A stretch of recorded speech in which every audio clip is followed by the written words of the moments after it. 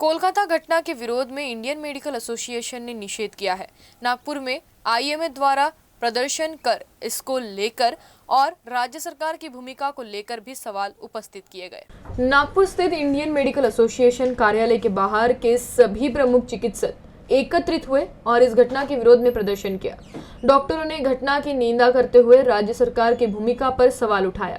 हा विषय नुसता डॉक्टरांचा नाही आहे, हा एक जनआक्रोश आहे। समाजामध्ये राहणाऱ्या प्रत्येक स्त्रीला सुरक्षा मिळावी, ती आपली लाडकी बहीण आहे आणि या नात्याने पुरुषांनी त्यांना रिस्पेक्ट द्यावा, वागवण द्यावी, ही संस्कृती या भारताची आहे। पण आजच्या घडीला हे जे जघन्य कृत्य बंगालसारख्या पुरोगामी राज्यामध्ये घडलं, ज्याची मुख्यमंत्री एक महिला आहे आणि त्यांना त्या घडलेल्या कृत्याबद्दल किंचितही दुःख नाही आहे। आरजी कॉलेजमध्ये जे काही घडलं ते सर्वांना श्रुत आहे की इतका बुचडली मर्डर ज्याला आपण म्हणतो त्या ठिकाणी झालेला आहे। हा कोणता अँगल आहे, ही कोणती कॉन्स्पिरसी आहे? हे जगभर जाहीर आहे की कलकत्त्याला जे इन्सिडन्स झालेलं आहे, एक ऑन ड्यूटी जी डॉक्टर तरुणी होती तिच्यावर गँग रेप, बलात्कार आणि त्याच्यानंतर तिची निर्घुण हत्या झालेली आहे।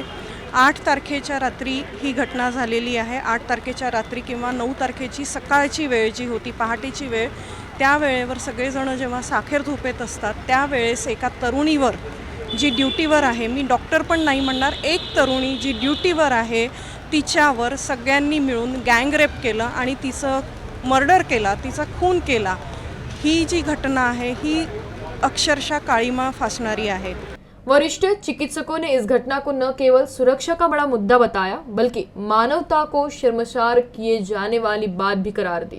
तुम्हाला सगळ्यांना माहिती आहे आरजी मेडिकल कॉलेजमध्ये जे झालं ते अतिशय वाईट झालेलं आहे आणि त्याच्यामुळे फक्त डॉक्टर्स कम्युनिटी नाही आहे, हे सर्व समाजातल्या सगळ्या लोकांचे तीव्र भावना आहेत की एका मुलीवर जेव्हा अत्याचार होतो आणि मर्डर होतो तरीसुद्धा ते झाकण्याचा, ती सुसाईड आहे, आत्महत्या आहे असं म्हणून झाकण्याचा प्रयत्न होतो। समाजाला वाटतं की डॉक्टरवरचा अत्याचार आहे, हा डॉक्टरचा नाही आहे, एका मुलीवरचा आहे। ती मुलगी कुठल्याही मेडिकल कॉलेजेस नाही, ती कुठल्याही कॉलेजमध्ये शिकत असू शकते। या सिस्टमचा फॉल्ट आहे, हा लोकांचा फॉल्ट। तर समाजाने सुद्धा याच्या विरोधात उभं राहिलं पाहिजे। दुसरं त्या समाजाने उभं राहण्याचं मुख्य कारण हे आहे की मला सांगा असं वारंवार होत राहत आहे। आंध्र प्रदेशमध्ये आत्ताच एका नर्सवर हल्ला झाला, रॉडनी मारण्यात आलं। अगरतलामध्ये आत्ता या 15 दिवसातल्या गोष्टी सांगतो।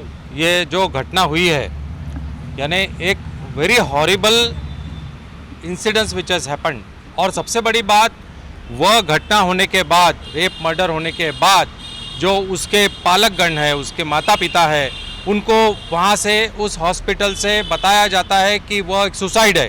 वो मिलने आते हैं, 3 घंटे उनको बाहर बैठाया जाता है। उसके बाद 2 दिन बाद वहाँ पर 5000 लोग जाकर वो जो डॉक्टर लोग बैठे उनके ऊपर हमला करते हैं, उस हॉस्पिटल को तोड़ते हैं। यह सब एक कॉन्स्पिरेसी है और हमारे डॉक्टर्स की, आईएमए की और सबकी यही डिमांड है कि जिस प्रकार से डॉक्टर्स को बहुत ही हल्के में ले लिया गया है, ऐसा बिल्कुल सहन नहीं होगा। कोलकाता में महिला डॉक्टर के साथ जो कुछ हुआ है उसके विरोध में देश भर में प्रदर्शन जारी है। इंडियन मेडिकल एसोसिएशन का कहना है कि अगर इस मामले में तेज कार्रवाई नहीं हुई तो आंदोलन को और तेज किया जाएगा। क्या आज 3 मागण्या आहेत। नंबर 1 म्हणजे इम्पार्शियल एन्क्वायरी, जिथे कोणाचा हात नको, आणि ती इम्पार्शियल एन्क्वायरी जर का आपल्याला पाहिजे असेल तर तुम्हाला माहिती आहे की आदरणीय मुख्यमंत्री यात हेल्थ मिनिस्टर आहे, यात होम मिनिस्टर आहे। असं असताना सुद्धा पहिल्यापासून सर्व गोष्टी झाकल्या गेल्या। त्या पेरेंटने विश्वासात नाही घेतलं, ते पेरेंट कोर्टामध्ये गेल्यामुळे 24 तासामध्ये CBI लागली, हे लक्षात ठेवायला पाहिजे। तर आमची IMA कडनं, IP कडनं ही विनंती आहे गव्हर्नमेंटला, मोदी सरकारला।